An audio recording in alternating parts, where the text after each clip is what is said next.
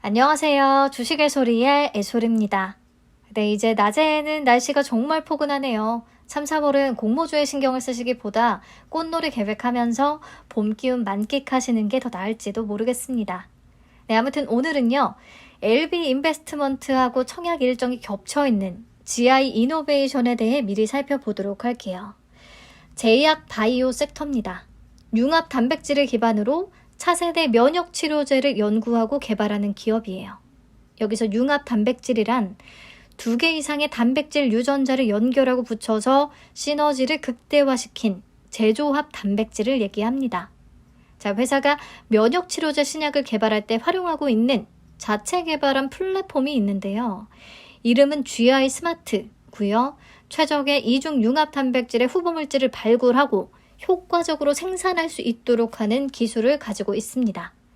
24,190여 가지의 유전자 변이체 중에서 최적의 조합을 굉장히 빨리 찾아내고 이중 융합 단백질을 만들 때 유전자 접합 부위를 레고처럼 블록화시켜서 제작 시간을 훨씬 단축시킬 수 있는 그런 특징을 가졌다고 하는데요. 사실 이 플랫폼이 다른 회사의 플랫폼 대비해서 기술이 엄청 독보적이라든가 경쟁력이 뚜렷하게 보인다든가 그 정도는 아닌 것 같습니다.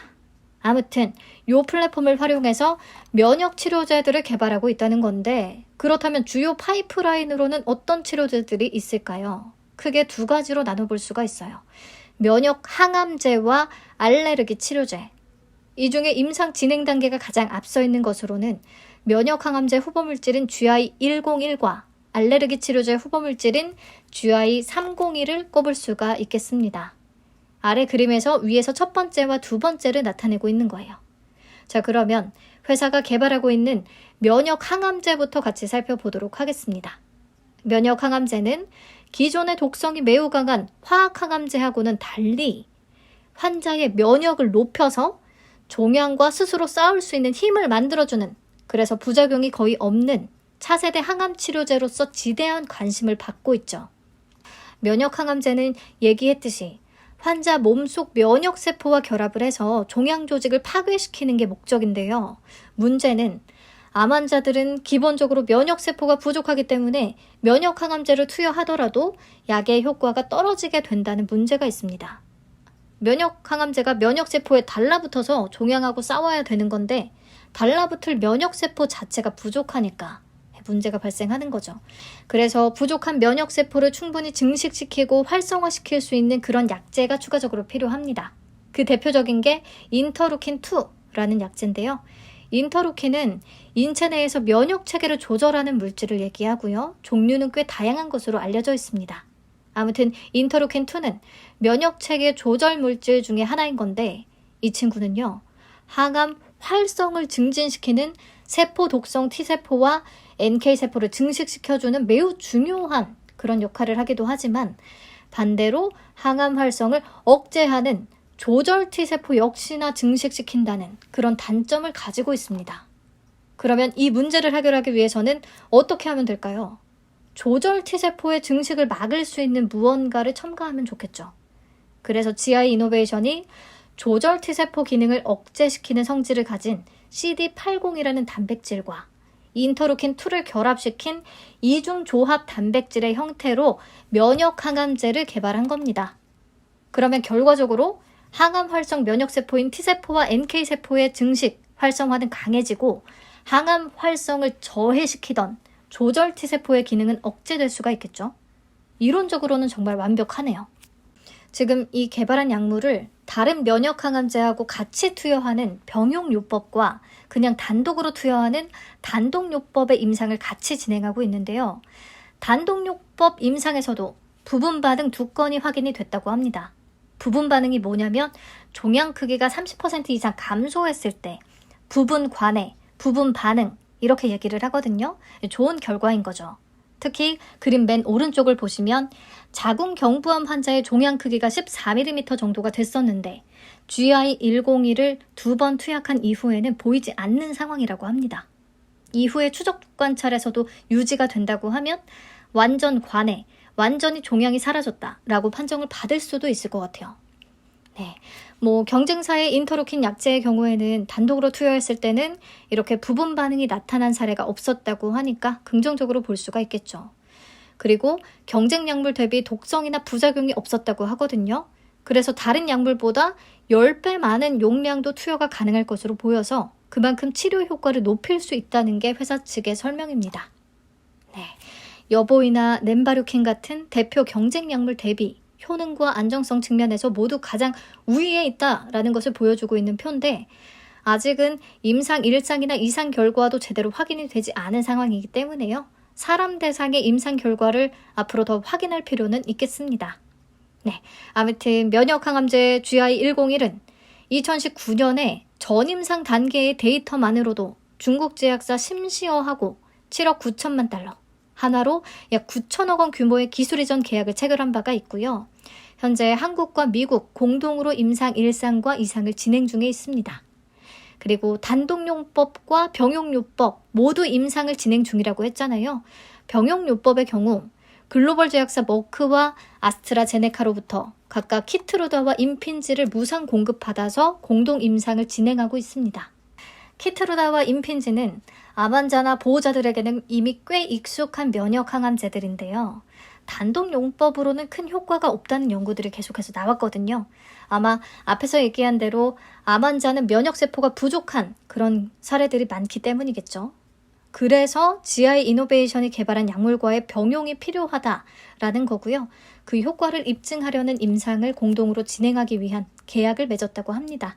그리고 작년에는 미국 FDA로부터 희귀 의약품으로 지정을 받기도 했네요. 네, 여기까지 개발 중인 면역 항암제에 대해서 알아봤고요. 이번에는 알레르기 치료제 후보물질인 GI301에 대해 살펴보겠습니다. 현재 천식에 가장 주로 쓰이는 약물이 바로 졸레어죠. 로슈와 노바티스가 개발한 치료제인데 여기에도 한계는 존재한다고 합니다. 약물이 IgE에는 잘 결합하지만 자가 항체에는 결합을 못한다고 하거든요. IgE는 면역 글로불린이라고 불리는데요. 알레르기나 천식과 밀접하게 연관된 그런 항체라고 보시면 됩니다. 몸 안에 알레르기나 천식을 일으키는 항원을 공격하는 친구를 얘기하는 거죠. 이 항체의 약물을 결합해서 약효를 발휘하게 되는 건데 자가 항체에는 결합을 못한다는 단점이 있었대요. 근데 GI 이노베이션이 개발한 GI301은 면역 글로불린과 자가 항체 모두에 매우 강력하게 결합이 가능해서요. 알레르기 반응을 효과적으로 억제시킬 수 있는 치료제라고 합니다. 네, 졸레어보다 약 70배 높은 IgE 결합력을 보여준다고 하네요. 치료 효과가 그만큼 훨씬 오래 유지될 수 있다는 뜻이겠죠. 네, GI301도요. 전임상 데이터만으로도 유한양행과 이미 1조 4천억 원 규모의 기술 이전 계약을 체결했습니다.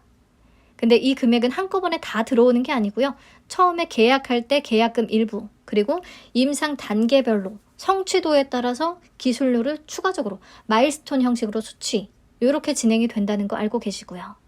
아무튼 유한양행이 현재 국내 임상 1상을 진행을 하고 있는데 올해 4월에 만성 특발성 두드러기에 대한 임상을 추가한 뒤에 내년까지는 1상을 마치고 25년부터는 한국과 유럽에서 2상을 동시 진행한다는 계획입니다. 그리고 일본의 경우에는 유한양행이 아닌 GI 이노베이션이 직접 기술 이전을 추진하고 있대요. 현재 일본 내 3개 기업과 접촉을 하면서 기술 이전을 논의 중이라고 합니다. 기술 이전 추진하면서 유한양행이 진행 중인 임상 1상이 마무리가 되면 내년에는 일본에서 2상을 진행할 계획이고요. 계획대로 다 된다는 법은 없겠지만 그래도 회사가 일본에 기술 이전하는 건에 대해서는 조금 자신감을 드러내고 있어서 기대는 해보도록 하겠습니다. 네, 그래서 GI 이노베이션의 단기 모멘텀을 좀 정리를 해보자면 첫째, GI 이노베이션이 추진하고 있는 GI301의 일본 기술 이전을 꼽을 수가 있겠고요. 둘째, 유한양행이 추진 예정인 GI301의 기술 이전이 있겠습니다. 내년 중에 성사될 것이라는 기대를 좀 하고 있던데 성사가 된다면 50대 50으로 수익을 분배받게끔 되어 있거든요. 그래서 이 부분에서의 수익 확보를 기대해 볼 수가 있겠습니다. 셋째, 면역항암제 GI101의 중국 마일스톤 유입, 심시어에다가 기술 이전을 했으니까요. 임상이 진행되는 과정에서의 마일스톤을 좀 기대해 볼 수가 있겠고요. 101의 피하 주사 제형인 102도 개발을 하고 있는데 한국과 미국에서 임상 1상, 이 A상을 승인받은 상황이고요. 내년 중으로 기술 이전 기대하고 있더라고요. 저는 집에 암투병을 하고 있는 환자가 있기 때문에 GI101의 성공적인 임상을 매우 격렬하게 응원을 하게 되는 입장이기는 합니다. 자, 회사는 이번에 기술 특례 상장을 추진하게 됐거든요. 전문 평가기관 두 곳으로부터 A와 BBB 등급 이상을 받아야 가능하다는 거 아시죠? GI 이노베이션은 딱 턱걸이 등급인 A와 BBB를 받았습니다. BBB를 받은 이유를 살펴보니까 이렇게 쓰여 있었어요. 전임상 단계의 데이터만으로도 제약회사와의 기술 이전 계약을 체결한 바 있고 글로벌 제약회사와의 공동 임상을 위한 MOU 체결권도 있는 것으로 봐서 GI101과 GI301의 신약으로서의 가능성은 보유하고 있는 것으로 평가한다. 하지만 아직은 전임상 단계의 데이터로 임상 단계에서의 안정성 및 효능이 확보되지 않은 상태이기 때문에 임상 효능의 차별성 및 경쟁력을 현 시점에서 담보하기는 어렵다. 앞으로 제품화를 위한 임상에서의 유효성을 확보하기 위해 추가적인 연구와 비용, 시간이 필수적으로 요구된다. 비용 부담이 있을 것이다. 그러니까 아직은 시판 가능성을 논하기에는 너무 이른 단계라는 평가인데 그래도 기술 이전권이나 MOU권을 볼 때 신약으로서의 가능성은 있어 보인다. 요 정도로 볼 수가 있겠죠? 대부분의 신약 개발 기업에는 같은 평가가 내려지지 않을까 싶어요. 네, 실적도 보면 다른 제약 바이오 기업들이 그렇듯이 손실이 지속되고 있습니다. 아직은 본격적으로 매출이 발생하지 않는 상황인데 연구 개발하는 비용이 지속적으로 투입될 수밖에 없으니까요. 그래도 그나마 조금 긍정적으로 보이는 부분은요. 재무 안정성 지표가 좋다는 거예요. 유동 비율이 업종 평균 대비해서 굉장히 높고요. 부채 비율은 매우 낮습니다. 22년 3분기 기준 차입금 의존도도 0% 차입금이 없다는 거죠. 그만큼 외부에서 유상 증자를 통한 자금 유치를 계속해서 잘 해왔다는 얘기도 되겠습니다. 기관들이 개발 중인 신약의 상용화 가능성을 높게 봤기 때문에 가능한 일이지 않았을까 생각이 들기는 했어요. 자, 그리고 지난해 말 기준으로 현금성 자산과 기타 금융자산 이런 거 다 합친 자금이 약 1,136억 원 정도나 된다고 하더라고요. 그래서 추가 펀딩이나 기술 이전 없이 보유한 현금만으로도 25년까지 운영은 가능한 상황이라고 합니다. 그래서 자금이 엄청 쪼달린다거나 당장 공모 자금이 유입이 안 되면 자본 잠식에 빠져버린다거나 이런 급박한 상황은 아니라는 점이 다른 바이오 기업들에 비해서는 긍정적이다라고 봤습니다. 네, 뭐라는 회사인지는 여기까지 볼게요. 왜 또 이렇게까지 시간 끌면서 자세히 얘기하냐라고 하실 수가 있는데요. 최근에 상장했던 바이오주들이 수요 예측 결과는 좋지 않았지만 상장일에 반전을 보여준 경우가 많았습니다. 그런 반전에 베팅을 하려고 하면 적어도 회사가 무슨 약을 어떻게 만들고 어떤 경쟁력을 가졌는지 정도는 알고 있어야 된다고 생각을 해요. 그래서 제 선에서는 그래도 최대한 간단히 쉽게 핵심만 말씀을 드린 거니까 파악을 하고 계셨으면 좋겠고요. 오늘은 공모 관련 내용을 보기 전에 공모가 산정 내역부터 보고 가려고 해요. 왜냐하면 바이오 종목들의 경우에 공모가 산정은 큰 의미가 없거든요. 지금 당장은 적자라 다 미래 추정치를 땡겨서 계산을 했을 테니까. 자, 보시면 유사기업으로는 종근당, 대웅제약, 한미약품, 동아ST, 녹십자 아주 대형 제약사들을 다 포함을 시켰습니다. 평균 PER은 22.36배로 계산이 됐는데 특히나 한미약품의 퍼가 39.11배로 굉장히 높습니다. 그래서 적용된 퍼는 조금 높은 감이 있긴 하네요. 그리고 24년과 25년 추정 단기순이익을 30% 할인율로 땡겨온 값을 적용했어요. 주당 평가가액의 할인율 55.19%에서 41.18% 매우 높은 수준의 할인율을 쓰기는 했지만 이미 적용된 퍼도 높았고 또 추정치를 기반으로 산정을 했기 때문에 큰 의미는 없다고 봅니다. 자, 그래서 공모가에 대한 평가는 밸류에이션 비교 이런 거 전혀 쓸모없고 의미도 없겠고요. 조금 다른 측면에서 생각해 볼 수가 있을 것 같거든요. 공모 관련 내용을 보면서 뒤에서 얘기하도록 할게요. 자, 공모가 밴드는 16,000원에서 21,000원 제시했습니다. 그래서 공모 금액은 약 320억 원에서 420억 원 규모가 되겠고요. 시가총액은 약 3,521억 원에서 4,621억 원에 달하는 약간 대형 IPO라고 할 수가 있겠습니다. 청약은 3월 21일부터 22일까지 진행되고요. 환불은 24일, 이틀 걸립니다. 상장은 3월 30일 예정돼 있고요. LB인베스트먼트하고 겹치지는 않는다고 말씀을 드렸습니다. 청약은 NH, 하나, 삼성, 3개 증권사에서 가능하다는 거 체크하시면 되겠고요. 자, 신주 모집 100%로 진행됩니다. 우리사주조합에 배정된 물량은 없고요. 자, 상장 직후에 유통 가능한 물량 보시면 놀라실 텐데요. 코넥스 이전 상장이 아님에도 불구하고 59.94%나 됩니다. 특히나 기존 주주의 비율이 50.85%, 너무 많아요. 보시면 개인 주주들이 조금 있고요. 그리고 프로젠, 아주아이비 투자 정도가 보여요. 그리고 기타 주주라고 뭉뚱그려 써져 있는 이 부분의 비중이 43.87%로 가장 높습니다.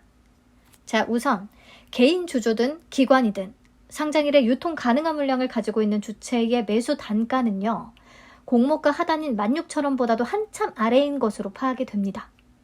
주주 배정 유상증자와 제3자 배정 유상증자를 수차례 진행을 해왔는데요.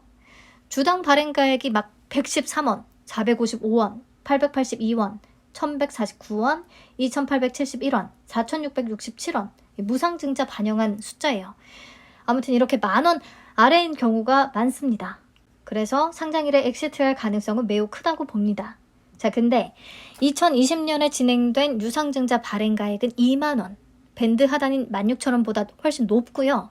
특히 2021년부터 진행된 유상증자의 경우에는 발행가액이 3만원 위였어요. 전부 다. 계산을 해보니까 전체 주식의 23%에 달하는 455만 주가 주당 3만원 이상의 발행이 된 겁니다.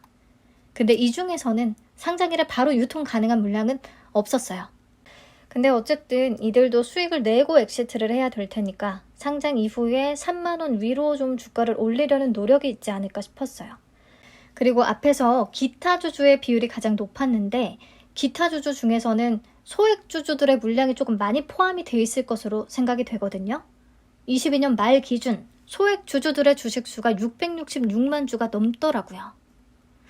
자, 이 종목은요, 장외시장에서 한때 시가총액 1조 원을 돌파했던 굉장히 인기 있는 바이오 종목 중에 하나였습니다. 그렇기 때문에 장외에서의 거래가 굉장히 활발히 이루어졌던 종목으로 보였어요. 그래서 38 커뮤니케이션에서 과거 이제 거래가 좀 성사됐을 것으로 추정되는 가격 차트를 살펴봤는데요. 대부분이 밴드 하단인 16,000원보다 위에서 거래가 이루어졌을 것으로 보이더라고요. 차트상으로는. 그래서 상장일에 매각 가능한 주체 중에 대다수의 소액 주주들은 공모가에 팔면은 손실이지 않을까. 그렇다면 생각보다는 유통 물량이 많지는 않을 수도 있겠다라는 생각을 해봤습니다. 공모가 부근에서의 유통 물량. 그리고 3월 17일 기준 현재가가 24,100원이더라고요. 기준가가 밴드 상단인 21,000원보다도 위인 거죠. 네, 이런 부분도 참고는 해볼 수 있을 것 같았고요. 그래서 정리를 하자면 상장일에 유통 가능한 물량을 보유하고 있는 주요 개인 주주 몇 명과 기관들의 투자 단가는 공모가보다 한참 아래일 것으로 추정이 되기는 합니다만 가장 높은 비중을 차지할 것으로 보이는 장외시장에서 거래한 소액 주주들은 밴드 하단보다 대부분 비싸게 샀을 것 같아요. 그리고 21년 이후에 투자한 대다수의 FI들 투자 단가는 최소 2만원, 대부분 3만원 위라는 부분이 좀 반전의 가능성을 만들 수 있지 않을까 좀 개인적으로 생각을 하고 있습니다. 추가적으로 미행사 주식 매수 선택권이 총 188만 주 가량이나 있는데요. 이 중에 61만 주 정도는 행사 가격이 공모가보다 아래일 것으로 보여서 좀 행사할 가능성이 높겠습니다. 자, 어쩌면 요게 가장 핵심인데요. 최근에 상장했던 신약 개발 기업으로는 에이프릴 바이오, 샤페론, 인벤티지랩 정도를 꼽아볼 수가 있겠습니다. 이 친구들 모두 수요 예측 결과는 형편이 없었지만 상장일의 수익 구간을 줬었어요. 만족할 만한. 그래서 세 종목의 사례를 통해 바이오 기업이 반전을 만들기 위해 필요한 조건은 뭐가 있을까 생각을 해봤습니다. 우선 공모가가 밴드 하단보다 할인이 이루어져야 될 것 같아요. 세 종목 모두 큰 폭의 할인이 있었거든요. 그리고 매우 낮은 수요 예측 경쟁률 대비해서 확약 비율은 상대적으로 좀 높았습니다. 여기서 확약 비율은 건수 기준이 중요하겠어요. 수량 기준으로는 매우 낮더라도 건수 기준 10%에서 한 20% 정도가 된다면 최종적으로 배정을 할 때 신청 기간 위주로 많이 배정을 하게 되면 예상보다 높은 확약을 충분히 기록할 수가 있거든요. 자, 그리고 기존 주주의 비율이 꽤 높은 편인데 이 기존 주주들이 공모가 부근에서의 매도 가능성이 비교적 낮다면 그것도 좋은 조건이 될 수가 있습니다. 네. GI 이노베이션은 장외에서 거래한 소액 주주들의 단가가 높은 편이라 그 부분에 기대를 걸어볼 수가 있을 것 같아요.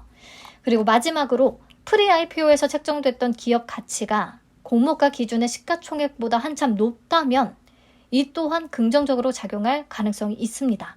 에이프릴 바이오, 인벤티지랩이 모두 그랬거든요. 물론 자, 비교해서 보시면 GI 이노베이션은 이 중에 유통가능 금액이 다른 3개 종목에 비해서 너무 높습니다.